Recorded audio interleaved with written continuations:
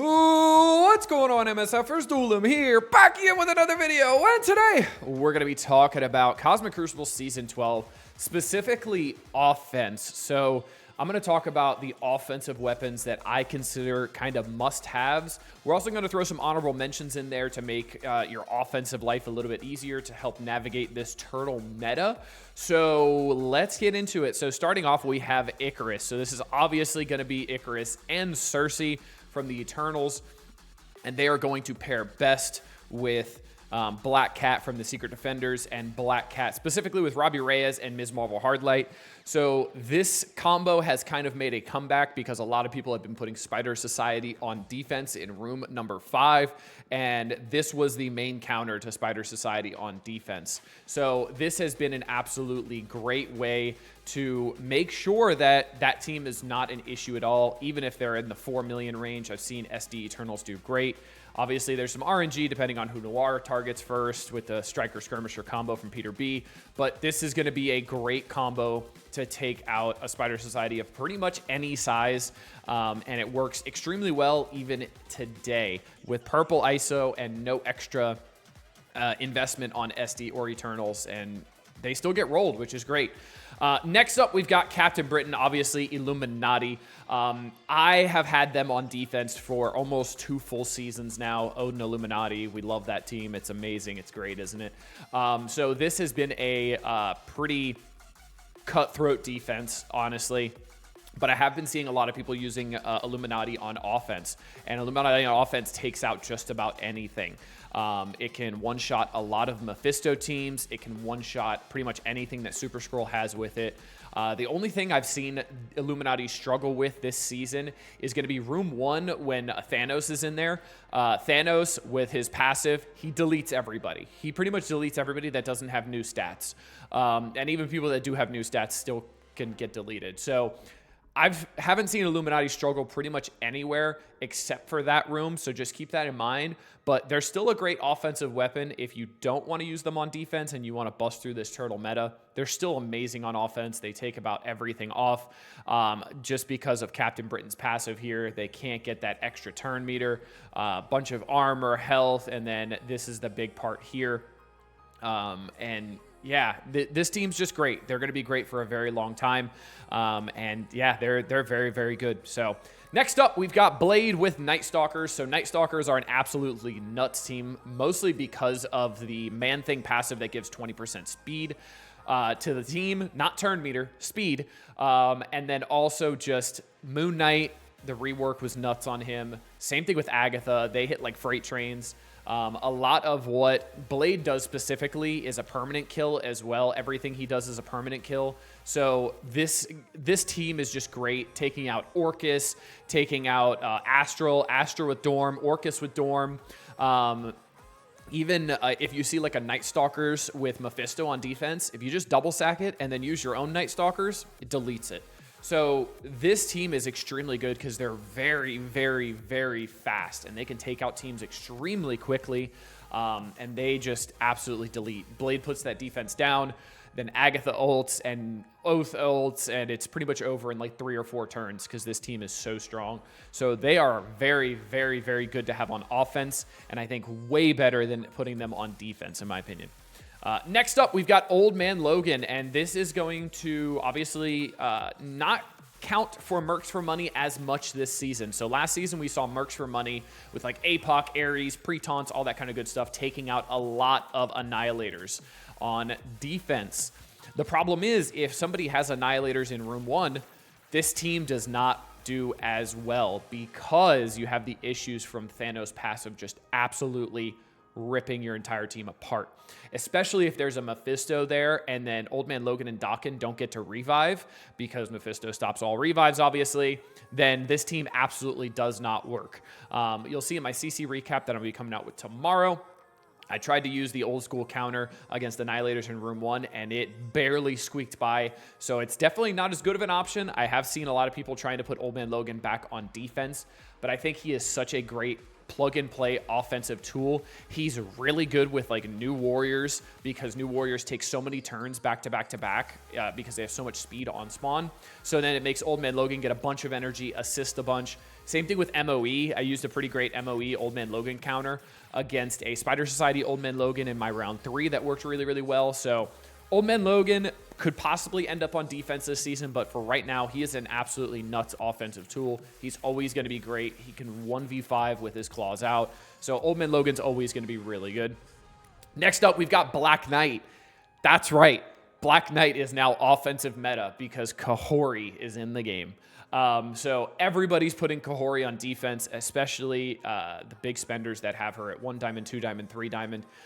They are making sure your team is getting deleted. So Black Knight, an absolute essential on offense now, in my opinion. I know there are some people saying, oh, you don't need him. It's not that bad. Yes, it is. Black Knight should be on offense. Make your life easier. Don't think about it as much because you are putting a big risk on not full clearing without Black Knight on offense anymore, especially when you're going into massive Kahoris like I'm seeing. So Black Knight, absolutely an offensive weapon now, strictly going into Kahori. And if for some reason they don't have Kahori on defense, guess what? You could just use Black Knight into a Super Scroll team, and Black Knight will do Black Knight things and delete a Super Scroll team, which is great. We love that.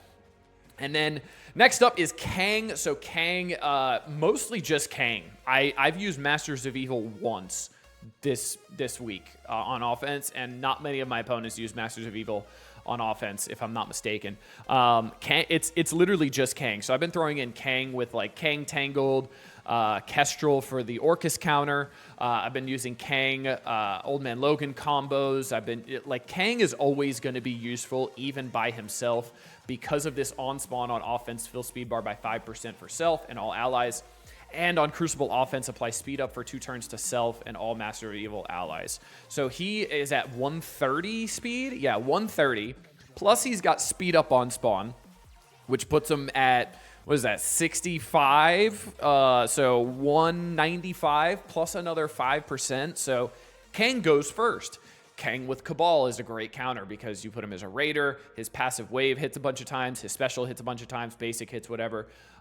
He gets that extra damage as well from Cabal. So Kang is a great combo with Cabal. Kang is great with just teams that need a little bit of extra oomph to go a little bit faster. Or I've done Kang with Hive Mind as well to take out an Orcus Cable. That works really well. Maybe not anymore because Cable got reworked, so his stats are nuts now, so you're not going to get a quick push on him anymore, so don't try that anymore. But yeah, Kang is always going to be really good plug and play because of how fast he is in Cosmic Crucible, that 5% turn meter on offense, and just his sheer damage. He always ignores defense up. I know his basic and his special ignores defense up. I don't know if his ult does or not. Yes, it does. All of them ignore defense up. He's got a permanent kill on his ult.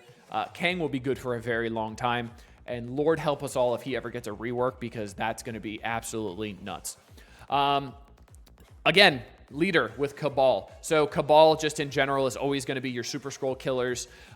Your Black Knight deleters as well. They're really good with against Black Knight because if you have like an Ultimus with Cabal, Black Knight just gets one shot most of the time, or Kang or anybody like that. So Cabal is always going to be used on offense. This is kind of a no-brainer here. Get it? Brain, because the leader's head's so big. Get it? Right? Okay.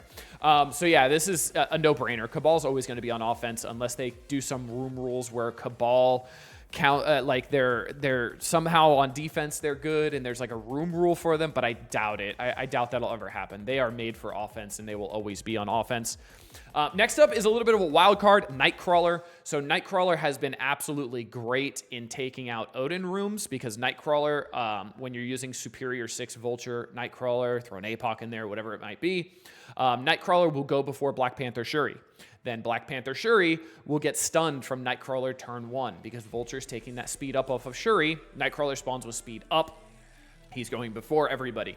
And then Odin will use his special without basicking first, so he's not getting that battlefield effect out. Also, another thing with Nightcrawler is on spawn, apply evade to self and all X-Men allies.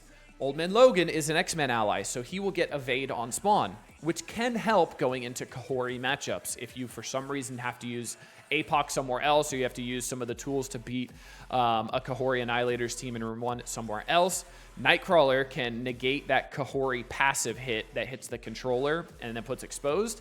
And then if you have Black Knight, Black Knight's going to soak up those 2 hits after those 2 basic attacks from Kahori. And then you can kind of make that Old Man Logan comp work. It's not perfect, but it can work if you're in a bind. So Nightcrawler is still great on offense. Really, really great. Turn 1 stun. He also goes at 120 speed, but he spawns with speed up, so he's technically going at 180 speed. So he is really quick. A turn 1 stun that quick is really, really nice to have. He also spawns with speed up, just 1 speed up, so the second turn takes a little bit longer to get there. But that that turn 1 stun is really, really nice to have. Plus, he gives turn meter to his allies as well, X-Men allies, and then the non-X-Men ally with the highest damage gets a bunch of turn meter as well. So that's really, really nice.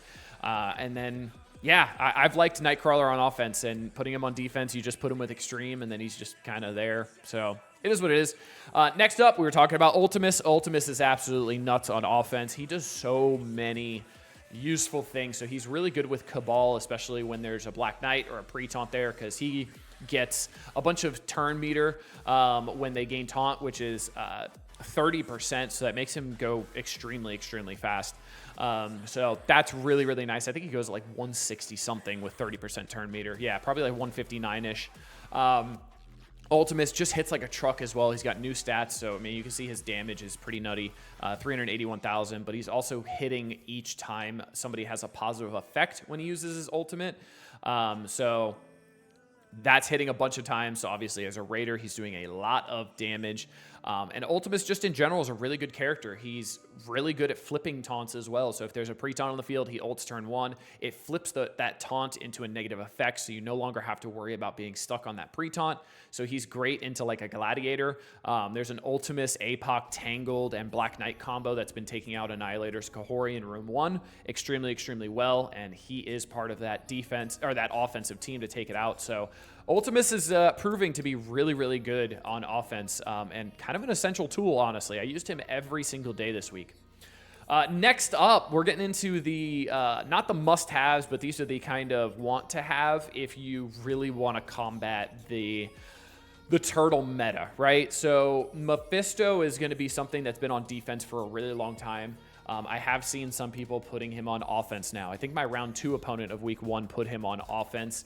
And yeah, Mephisto, Superior 6 Vulture, absolutely shreds an Illuminati Odin. Because Mephisto does his empowered basic on Odin. He attack primary target, 50% of this target's max health. He does his empowered basic, and then he'll end up doing his special on Odin as well. Odin pretty much gets one shot. So Odin just gets deleted, which is pretty awesome.